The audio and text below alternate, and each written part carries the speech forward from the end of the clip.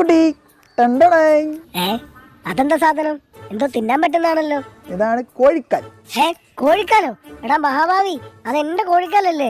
അല്ല, ഇത് ഞാൻ വേറെ വാങ്ങിയതാ. അടക്കൂടെ വേറെ ഉണ്ട്. എടാ എന്നാ ഇതും കൂടെ എനിക്ക് തന്നൂടെ? നിങ്ങളിത് കഴിക്കാറില്ലല്ലോ. അയ്യേ, ഇത് അണക്ക് മാത്രമൊന്നല്ല, ഞങ്ങൾക്ക് തിന്നാൻ പറ്റും. ഭഗവാനെ, ഇവൻ ഇതും തിന്നാൻ തുടങ്ങിയ ഇനിയിപ്പോ ഞാൻ പട്ടിണിയാവുമല്ലോ. അങ്ങോണോ?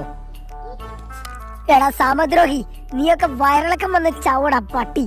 ആണോ? എടാ എല്ലെങ്കിലും താടാക്കള്ള മനുഷ്യന്റെ പോലെ. നക്കല്ലടേ നക്കി തേണ്ടി. നക്കിയതെങ്കി നക്കിയത് ഇങ്ങോട്ട് ഇട്ടൂട്.